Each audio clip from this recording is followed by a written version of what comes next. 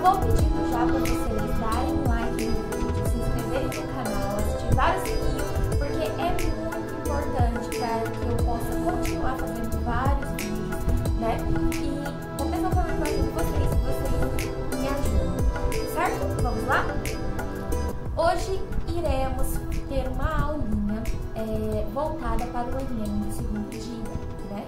Ali onde temos exatas, química, física, biologia, todo mundo, quem quer medicina, né, falou biologia, dá até pra dar aquela respirada, né?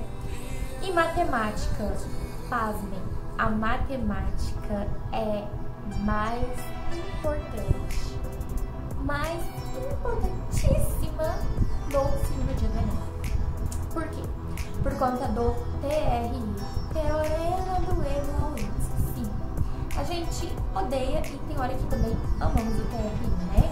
Por questões meio óbvias. Você acerta ali, acima de 35 questões de matemática, sua média pode chegar ali a 800. Sim, 800 de média matemática no Enem com 35 questões. Aí você, bebê, vai lá e faz ali 35 questões de ciências da natureza. E quase ali vai ficar beirando a 700. Por isso, temos que dar aquela enfatizada na matemática, tá? A matemática, ela é muito importante, tá bom?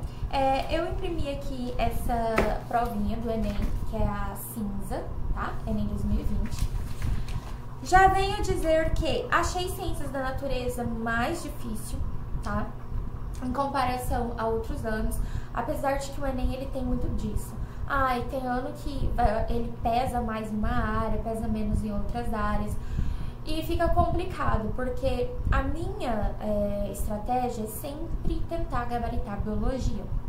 E tivemos ali questões consideradas níveis difíceis de biologia. Teve questão de biologia que foi anulada. Então, cara, não ficou legal.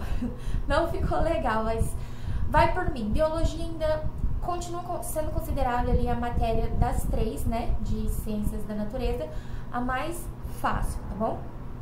Eu não vou ficar fazendo muita pausa no vídeo, porque pra facilitar, né, e a gente fazer o bonde rodar aqui, tá? Então, a biologia, a estratégia é sempre você iniciar por ela. Por quê? Não faça a prova do Enem na ordem que você receber ali as questões, tá? Eu já chego ali, Maria, e pego ali prova rosa, prova amarela, enfim, não sei que cor que é sua prova. E já vou ali, questão 91, 92, 93. Aí você tá ali na questão, meu Deus, 115 ainda. Não, pelo amor de Jesus Cristo, Ave Maria, né? Vamos aqui quase fazer uma oração. Não faça isso. Não faça isso. Primeiro porque a prova vai ficar muito cansativa. Muito cansativa, tá? Segundo, você vai estar muito cansada ali da metade da prova pra frente. E terá questões fáceis. Inclusive, você vai chegar em matemática já cansado. Você não vai ter feito matemática e já vai estar cansado. Então, não faça isso, pelo amor de Jeová. Porque senão, olha, vai fazer um mal danado para a sua nota. Então, qual que é a estratégia? A estratégia é você iniciar ali por biologia, tá? Porque a biologia, ela tem, tipo, pouquíssimos ali, vixe, 10% vai ser um cálculo, e olhe lá. Então, as teóricas, né, são consideradas, entre aspas, abre aspas, fáceis, fecha aspas, né, em vista de química e física, que tem mais cálculos, tá? E a galera acaba tendo uma maior dificuldade. Então, o que eu faço? Primeiro, eu tento fazer todas de biologia, tá? Tento fazer todas de biologia. Se tiver alguma biologia que, tipo, engasguei, já pulo. Depois, aí eu vou partir para as teóricas e partir para os cálculos, tá? De química e física, eu vou para as teóricas, depois eu vou para os cálculos, no caso eu já iniciei em matemática, para depois eu voltar encerrando os cálculos nas ciências da natureza. A matemática, gente, é muito importante, é muito importante. Todos os dias, se possível, faça pelo menos uma questão por dia. Ah, hoje não é meu dia de estudar matemática, mas faz ali uma questãozinha, porque vai ficar automático, sabe? Você fazendo aquele cálculo. É igual a pessoa que trabalha no supermercado, caixa de supermercado. É automático, ele já sabe, ele, tipo, essa pessoa ela tem uma facilidade de voltar trocos, de fazer contas, de somar, subtrair, de saber a diferença. Por quê? Porque ela convive cotidianamente, todos os dias, volta troco, entrega troco, tudo bem, né? Que a máquina calcula, né? E mostra ali o troco pra ela. Mas o seu cérebro, cara, ele é sacana. E ele vai querer guardar aquilo que você mostra pra ele que é importante. Por exemplo, você sempre tá ali com o seu namorado. Sempre tá ali com o seu namorado, com sua namorada, mandando mensagem. Então, seu cérebro vai estar ali. Ai, tem que mandar mensagem pro fulano. Por quê? Porque é algo que você tá mostrando cotidianamente que é importante. Se você começa a fazer todos os dias uma questão de matemática, a tua cachola vai entender, cara, é importante esse negócio aí, essa matemática. Vai chegar ali depois de uma semana, 2 semanas, você não vai ter feito ainda a questão, mas você já vai se sentir, nossa, eu tenho que fazer minha questão de matemática, eu ainda não fiz minha questão de matemática. Você vai se autocobrar, tá? Então, por isso que é muito importante. Da mesma forma, a redação, né? A pessoa, quando ela vai criando aquele hábito de fazer a redação, ela começa a se cobrar. Ah, eu preciso muito, muito fazer a redação. Então, a estratégia da matemática. Eu, primeiramente, vou tentar procurar a questãozinha que é de lógica. Não, Maria, mentira, tem lógica e matemática? Sempre tem, gente. Eu estou com a prova cinza. Há uma questão de raciocínio lógico, no caso 2 aqui eu posso dizer, questão 152 de raciocínio lógico, tá? Da prova cinza.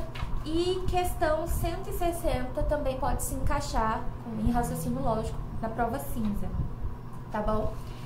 E é muito importante fazer as questões de raciocínio lógico no começo. Por quê? Porque elas são consideradas questões fáceis também, uma galera vai acertar. A questão 152, voltando aqui, vou dar uma lida com vocês, tá? Já vamos iniciar já a resolução aqui, a nossa partinha da aula, porque a gente não perde tempo, né? Lembrando que eu tô com a prova cinza, não importa a sua prova, tá? Na minha prova cinza é 152, vai ter ali essa questão, na sua prova, independente de qual seja a cor dela. Questão 152, ó. A figura 1 apresenta uma casa e a planta do seu telhado, em que as setas indicam o sentido do escoamento da água da chuva. Ó, por aqui pra vocês, indica o escoamento da água da chuva. Aí vem, um pedreiro precisa fazer a planta do escoamento da água de chuva de um telhado que tem 3 caídas de água, como apresentado na figura 2. Cara, ele falou que tem 3 caídas de água. Você já vai eliminar a alternativa E, tá? Já vai eliminar a alternativa E. Porque, apesar dela trazer ali 3 setas, ela tá mostrando, na verdade, 4 caídas d'água, tá? Então, eu tenho, gente, que assinalar uma alternativa que tenha 3 setas. Por quê? Porque essa seta, ela representa a caída, tá? Do telhado. Vocês podem olhar ali que na planta, ali na figura 1, tem a A, que é a casa, e a B, que é a planta do telhado. E essa planta do telhado, ela tem as setas ali que vai representar para que lado que tá essa caída d'água, tá? Desse escoamento, no caso, né? Então, eu já posso eliminar primeiro a E, né? Porque ele falou assim, que tem 3 caídas d'água, então já elimina ele. Depois, eu olhando as setinhas, eu já elimino a A, porque só tem 2 setinhas, ou seja, quer dizer que a parte da frente da casa não vai escoar água pra nenhum lugar. Então, já elimino. A D também eu já elimino, porque só tem 2 setas, então, tipo, pra que lado que vai escoar a água, né, na frente ali dessa casa. E só fico com a alternativa B e a alternativa C, tá? Daí, continuando, ele fala assim, ó, a figura que representa a planta do telhado da figura 2, a planta do telhado da figura 2, com o escoamento da água de chuva, que o pedreiro precisa fazer gente, olha bem para a figura 2. A figura 2, quando você faz uma projeção ortogonal, tipo uma sombra, quando o sol ali, sol da meio-dia, né? Ela forma um retângulo, tá? O telhado. Se você analisar a alternativa C, ele vai me formar ali como se fosse um retângulo, mas com um triângulo na ponta, que é a entrada da casa, a frente da casa. Então, eu já elimino a alternativa C, restando apenas a alternativa B, onde eu tenho na projeção ortogonal, tá? Como se você estivesse em cima, olhando de cima o teto da casa, vai me formar um retângulo. Beleza? Então, essa é a questão 152, que pra mim, assim, eu acho que foi a das primeiras que eu já olhei ali matemática. Deixa eu já ir procurando raciocínio lógico, já achei, já fiz. Depois tem a questão 160, que também é uma questão, pode ser considerada, tá? De raciocínio lógico. E essa questão não poderia ter ficado de lado, não poderia ter ficado para trás. Por isso que eu falo, gente, não faça na sequência. Vai que caia uma questão de raciocínio lógico ali, entre as 5 últimas da prova, e não deu tempo de você fazer toda a prova. Aí você vai falar, eu vou chutar as 5 últimas. Cara, você vai chutar uma questão fácil, né? Então, não faça isso. Vamos lá para a questão 160. Questãozinha 160, tá? Lembrando que eu estou com a prova cinza. Bora lá?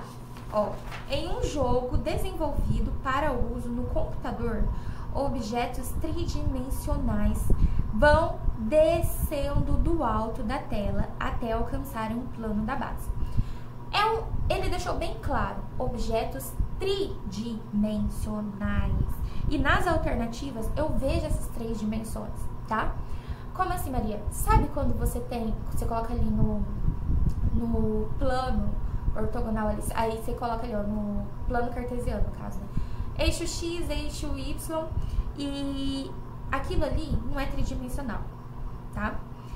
O tridimensional é como se fosse 3 paredes, beleza? Então, sempre que você quiser representar um plano tridimensional, 3 paredes, ou então seria o eixo X, eixo Y e o eixo Z, beleza? Continuando aqui a leitura. O usuário pode mover ou girar cada objeto durante sua descida para posicioná-lo convenientemente no plano horizontal. Então, ele pode girar, mover ou girar o objeto durante a descida. Então, eu vou ter ali um objeto e eu vou apenas fazer o movimento de descida, tá? E ele fala que daí eu posso mover ou girar ele, né, posicionando ali. Aí ele fala assim, ó, um desses objetos é formado pela justaposição de 4 cubos idênticos, formando assim um sólido rígido, como ilustrado na figura. Então, eu tenho 4 cubos idênticos, pelo amor de Deus. Eu tenho 4 cubos idênticos. Então, você já vê ali, ó, que ele tem 3, tá? Ali na frente, que ele já tá te mostrando, e tem um outro na lateral, certo? Formando ali os 4, beleza? Quando você vai fazer outra coisa, mesma coisa, uma projeção ortogonal, a gente for fazer uma projeção, o que vai ficar? olhando de cima esse objeto, ou olhando do lado esse objeto. É isso que ele quer. Se eu olhar do lado, eu vou ter o quê? Eu vou ter a formação ali de 3 cubos, como se fosse um L, né? Formando um L pra mim. Se eu olhar ele de frente, ele vai ter também ali 3 cubinhos formando outro L. Se eu olhar ele do lado, também 3 formando outro L.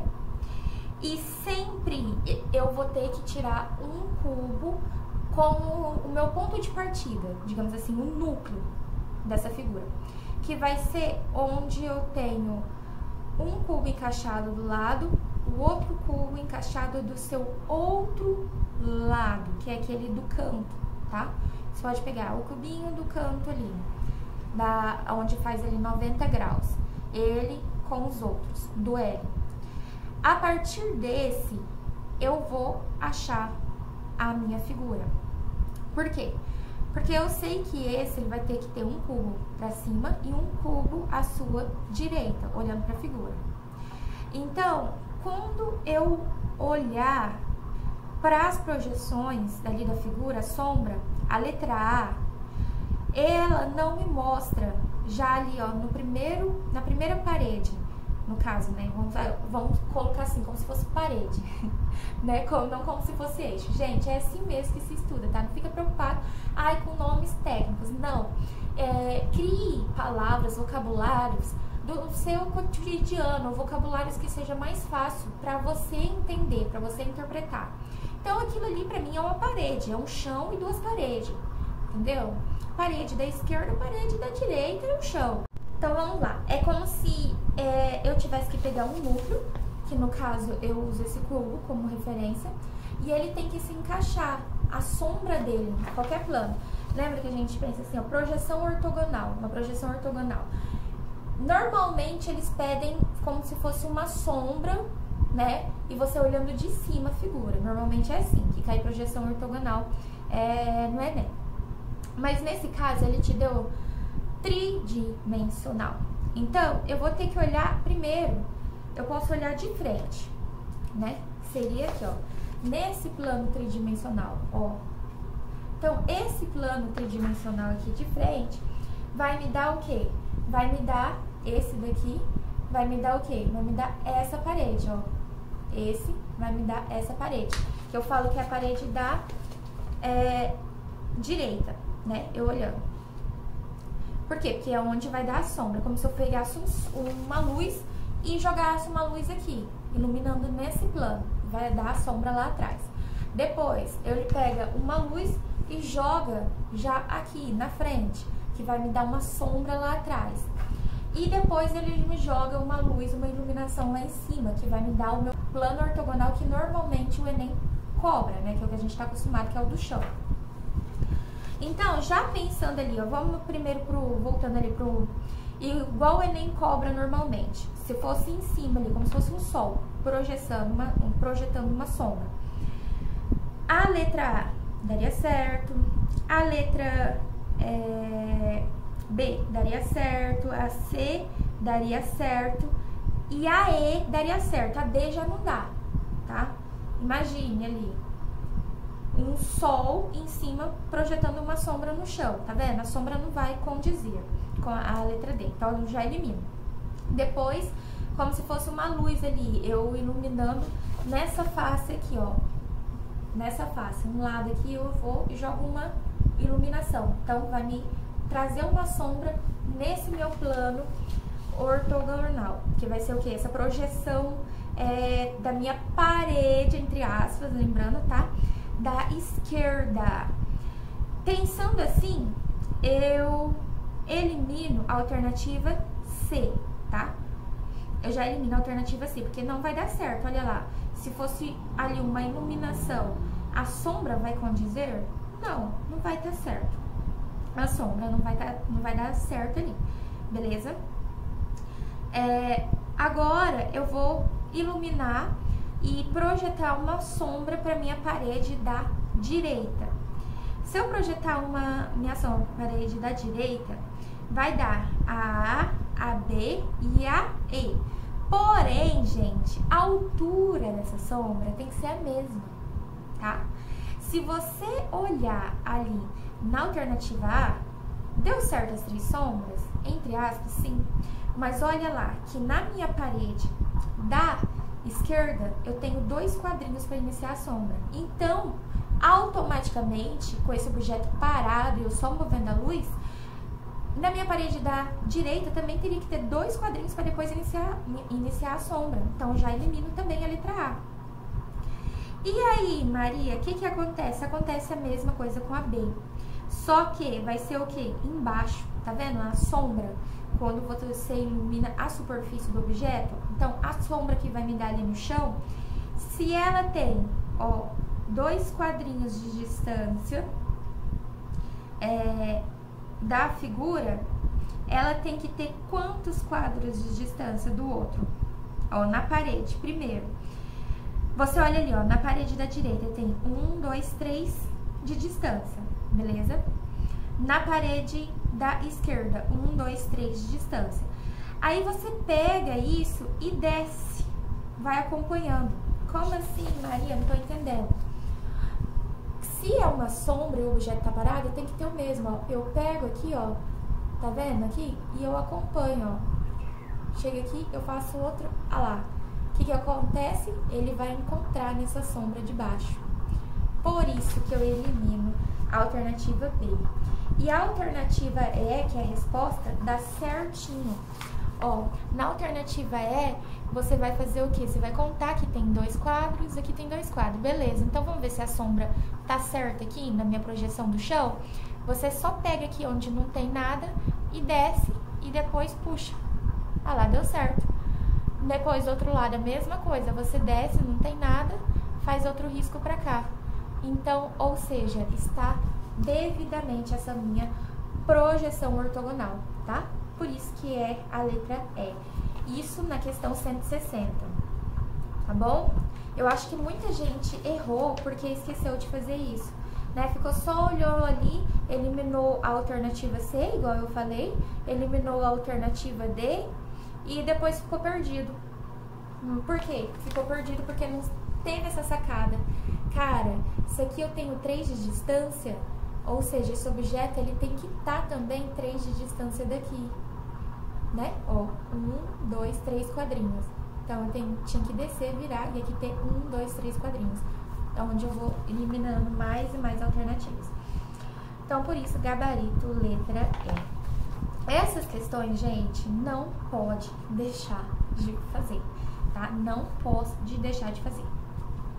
Outra questão também que cai muito no segundo dia do Enem, e você, não é bom você errar, são as questõezinhas de, cadê?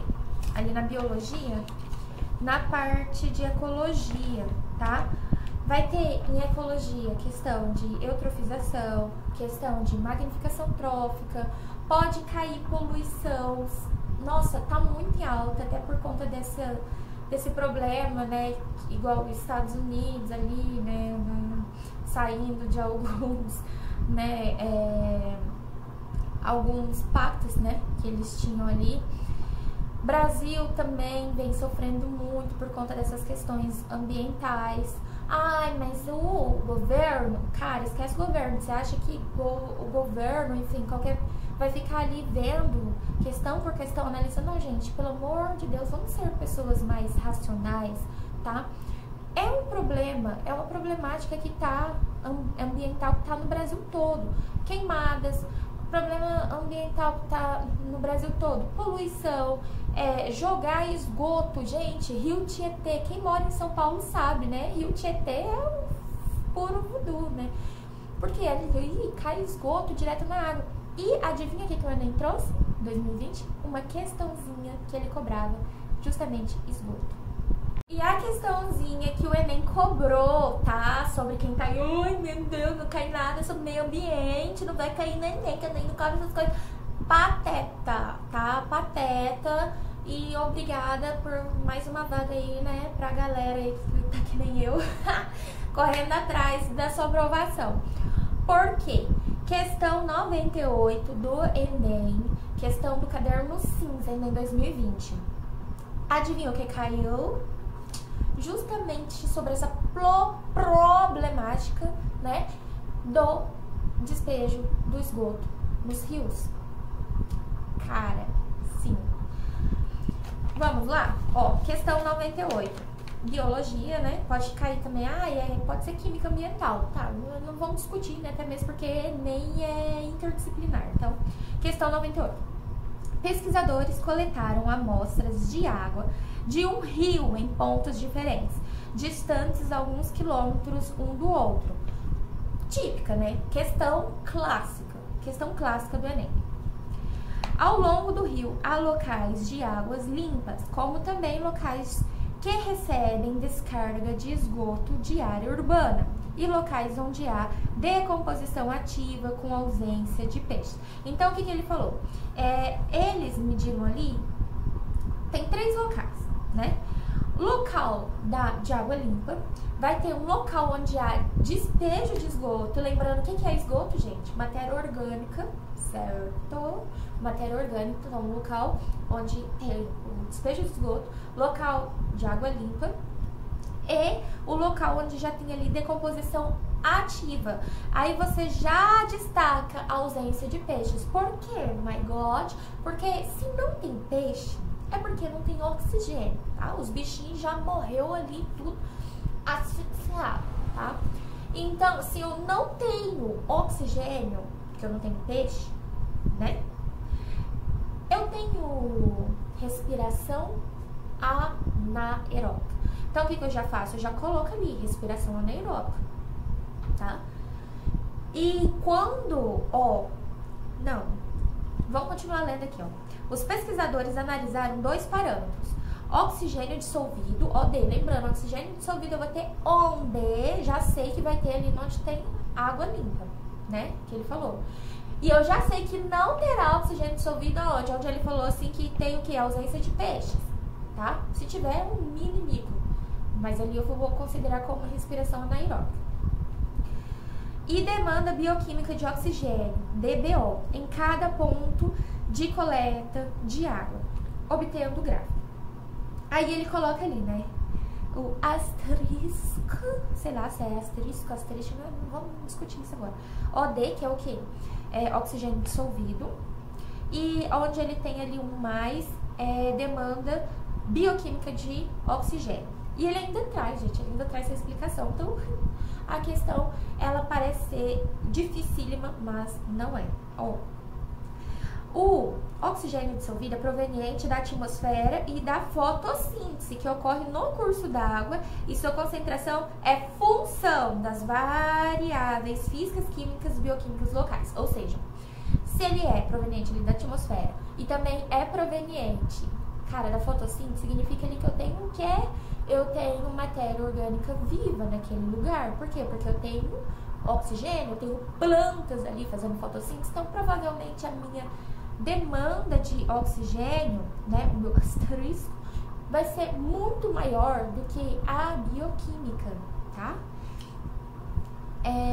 Ou seja, eu já vou ver ali no ponto 5 do gráfico, pontos de amostragem, que lá provavelmente pode ser onde tem água limpa. Lembra que ele foi e analisou em vários locais ali ao longo do rio? Então, provavelmente o local ali, o ponto 5, é onde estava a água limpa. Mas continuando. A DBO, que é demanda bioquímica de oxigênio, é a quantidade de oxigênio consumido, gente. Consumido onde? Provavelmente respiração, né? Por micro-organismo em condições aeróbicas para, destaque, em condições aeróbicas. Se ele falou que condições aeróbicas, lembra que eu falei pra vocês que onde já tem decomposição ativa e ausência de peixe, provavelmente ali não tinha oxigênio. Então, onde vai ser essa condições aeróbica tem oxigênio, e para degradar uma determinada quantidade de matéria orgânica, se é degradar matéria orgânica vem, esgoto é rico em matéria orgânica, e ainda tem oxigênio. Por quê? Porque o ser que vai ali degradar são micro-organismos que faz respiração aeróbica. Então, não vai ser lá no final, onde eu já vou ter o quê? Decomposição ativa. Eu ainda vou estar ali onde tem oxigênio e tem muita matéria orgânica, ou seja, exatamente no ponto de despejo, né, desse meu esgoto. Durante um período de tempo, numa temperatura de conversão específica. Olha a pergunta. Qual ponto de amostragem da água do rio está mais próximo ao local em que o rio recebe despejo de esgoto? O que eu acabei de falar? Esgoto, matéria orgânica, rica em matéria orgânica. Ele acabou de falar, demanda bioquímica de oxigênio ocorre aonde? Onde eu tenho seres com respiração aeróbica que vão estar degradando matéria orgânica. Ou seja, bem aonde está ocorrendo esse despejo, né, de esgoto. Cara, e DBO, quanto maior a DBO, significa que tem mais matéria orgânica ali. Para quê? Para esse ser aeróbico degradar. Se ainda tem oxigênio, eu já vou eliminar, porque respiração aeróbica, ele acabou de falar desse micro-organismo, eu já vou eliminar o meu ponto 3, que é a alternativa C, tchau pra você, e posso eliminar também o 2, porque eles são os dois pontos onde tem menor taxa de oxigênio, tá? E esses micro-organismos degradadores, né, decompositores, não sei, ele precisa do quê? De oxigênio, porque ele faz respiração aeróbica. Então, já elimino A, C elimina B. E eu elimino a alternativa E também, porque ali, ó, igual eu falei pra vocês, é água limpa, né? Porque tem muito oxigênio dissolvido, né? E pouca degradação ali. Demanda bioquímica. E eu ficaria, então, o quê? Com a alternativa D e com a alternativa A. Cara, ele quer saber onde recebe, onde tem despejo de esgoto. Onde está ocorrendo despejo de esgoto, tem muita matéria orgânica, então é um lugar onde tem maior taxa de degradação, ou seja, maior taxa de demanda bioquímica de oxigênio. E onde eu tenho a maior demanda bioquímica de oxigênio? Entre o ponto 1 e entre o ponto 4. É o ponto 1. O ponto 1, eu tenho uma taxa razoável de oxigênio, né? É o segundo maior, depois só vem a água limpa. E é onde eu tenho a maior demanda bioquímica de oxigênio, que eu tenho maior degradação, maior concentração de matéria orgânica, então onde provavelmente está ocorrendo o despejo do esgoto. Beleza? Então por isso a alternativa A. Viram? Não é uma questão tipo, morri, nossa, ai, até nunca mais. Não, tá? Não. Assim, o negócio do Enem é o desespero, gente. Eu sei como que é, tipo assim. Antes eles ainda tiravam, né, o papelzinho. Agora inventaram tal da caneta de riscar o tempo, que daí você fica mais perdido ainda. Tipo, meu Deus do céu, já foi quantas horas? Peraí, meia. Eu sei, complicou. Mas é isso aí. Outra questão. Cara, questão de biologia que você não poderia deixar de fazer e que aparentemente parece ser muito difícil. Eu sei, gente, eu fiquei muito confusa lá no dia do Enem, tá? Eu confesso pra vocês, mas, cara, não é um bicho de sete cabeças. Questão 100 da prova cinza, tá? A questãozinha de número 100 da prova cinza. Em uma aula sobre metabolismo energético, foi apresentado um experimento clássico realizado por Andrew, não sei falar esse nome não, um recipiente contendo bactérias aeróbicas. Cara, acabamos de fazer ali uma questão que fala sobre o que? Respiração aeróbica do micro-organismo. E agora me vem uma questão de bactérias aeróbicas. Se é aero é porque o que? Precisa de oxigênio, faz uma respiração aeróbica, então precisa de oxigênio ali no meio. Então ela está no meio que contém oxigênio. Então quanto mais oxigênio, mais seres aeróbicos terá, beleza? Guarda isso. E ele me disse que tinha alga verde.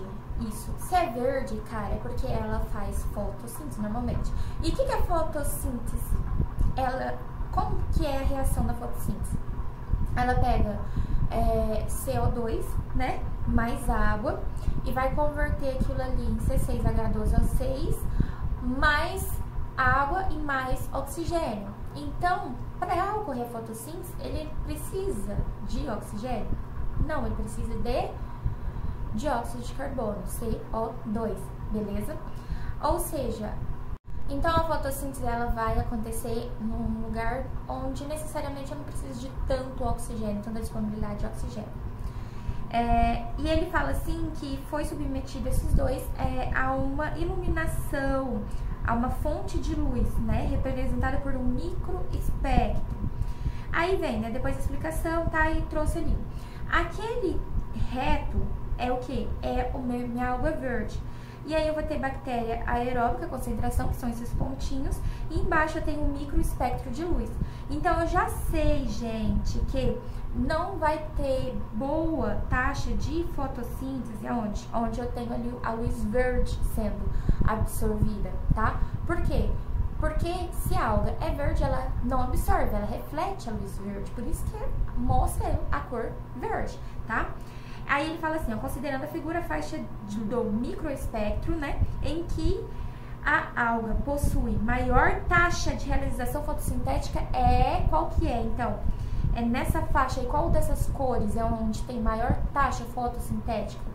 Não vai ser a verde, já sei que não vai ser. Por quê? Porque ali na verde, ela não absorve a cor verde, e então ela nada a ver. Então, gente, eu já sei que ali onde eu tenho muitas bactérias aeróbicas, é onde eu tenho muita disponibilidade de oxigênio. E adivinha, a taxa fotossintética, onde ela é alta, eu estou liberando para aquela atmosfera muito oxigênio, que é um dos produtos da fotossíntese. Ou seja, onde eu tenho como produto da fotossíntese muito oxigênio, onde está tendo uma grande taxa fotossintética. E, obviamente, onde tem muita quantidade de bactérias aeróbicas. Por quê? Porque ali tem muito oxigênio para ela, né? É um ambiente favorável. E aí, nessa faixa, gente, qual entre essas cores, onde eu tenho muita bactéria ali concentrada? É no vermelho, tá? O vermelho, olha lá, o tanto de bactérias aeróbicas. Ou seja, ali tem muito oxigênio, então ali tá tendo uma fotossíntese, né? Uma taxa fotossintética alta, certo? Então, gabarito letra E da questão 100 da prova cinza. Então, gente, vocês estão vendo qual que é a didática? Parece um bicho de 7 cabeças, mas não é. Tem muitas questões que são consideradas questões fáceis, tá? E você tem que fazer essas questões fáceis. Também temos ali uma questão que caiu sobre doenças, né? Ali você pode pegar parasitoses, tá? Verminoses, pode revisar, tá bom? Pode revisar porque cai. Ai, malária, dengue. Vixe, o Brasil é cheio desse tipo de doença, dessas, né, enfermidades. Então, cai. Lembrando que o Enem, ele vai trazer problemáticas, gente, que faz parte do nosso cotidiano, né? Não é um bicho de 7 cabeças, eu sei. O que pega muito pra galera que já tá boa nos estudos, que já tá ali com a teoria bem consolidada e que já manja bem de questões, eu falo isso por mim mesma, é o tempo, tá? O tempo e a exigência de concentração que você tem que ter na hora da prova. Chega uma hora, né, chega um patamar, você vai chegar num patamar que, cara, você vai saber muita coisa, muita matéria, muito conteúdo. E você vai ter que saber ter jogo de cintura na hora de fazer a prova. Não pode deixar questões fáceis igual essas para trás, tá? E isso a gente aprende treinando. Então, em breve eu vou lançar para vocês a correção do gabarito comentado em vídeo, tá? Nesse segundo dia do Enem 2020. Pega as dicas ali da matemática, faça projeções ortogonais, não deixe de fazer projeções ortogonais, tá? Primeiras questões devem ser feitas. Depois eu sempre faço de medidas de dispersão, média, moda, mediana. Eu sempre gosto também de fazer juros, porque cai e não costuma ser muito difíceis. Eu deixo mais ali pra fazer de probabilidade, análise combinatória por último, tá? Também gosto de log, normalmente as de logaritmo não são difíceis, então tento fazer elas primeiro, tá bom? E aquelas questões que não envolvem cálculo, na matemática eu sempre faço. Biologia faço primeiro, depois eu vou para as questõezinhas ali de teoria, que são bem bacanas. Não esqueçam, gente, igual em química, teve a questão 110 ali da minha prova cinza, que ela pedia, assim, ó, qual das subetapas do processo é realizada em função apenas da polaridade das substâncias. É só isso. Lembra de polaridade? Semelhante dissolve semelhante. Então, polar dissolve polar, apolar dissolve apolar. E o que ele queria? Ele queria nessa questão ali, obtenção de óleos vegetais. Obtenção de óleo. Óleo é o quê? Óleo é apolar. Apolar. Então, eu tinha que jogar algo ali que fosse apolar para eu conseguir separar. Então, isso aqui é uma questão de separação de misturas. Se você tivesse pelo menos sacado isso, semelhante dissolve semelhante, o óleo é apolar, então tinha que ter algo ali apolar, você já fazia essa questão. A resposta é a letra D, extração. Porque se você for olhar as outras separações, não tem. Trituração não é por polaridade. Cozimento também não vai ser por polaridade, ali é permeabilidade da membrana. Prensagem também não. Tá? Prensagem ali vai prensar, tipo como se fosse meio que filtrar, mas por pressão, né? Igual quando você tá ali com, como se diz assim, passando na peneira, né? Uma laranja, você espreme a laranja, vai passar na peneira. O que você faz com a colher? Vai lá e prensa, né? Pra tirar mais caldo. Então, não é por polaridade. E a extração lá, você vê assim, ó, obtenção do óleo bruto com hexano, gente. Então, uma das características do apolar é ele ter uma grande cadeia de carbonos e hidrogênios ligado. E o hexano são 6 carbonos ligado a hidrogênios. Então, típico apolar. Então, só podia ser extração, tá? Só podia ser extração, alternativa D da questão 110 de química. Então, gente, é isso aí. Eu espero que vocês tenham gostado. Eu vou parar por aqui para não ficar tão grande o vídeo. E logo, logo teremos mais. Não esqueça de compartilhar com os amigos para terem várias dicas, tá?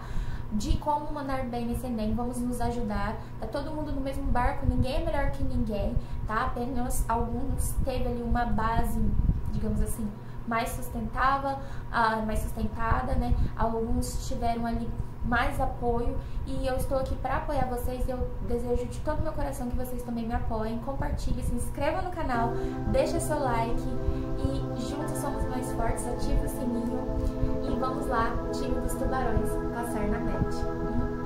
Um beijão!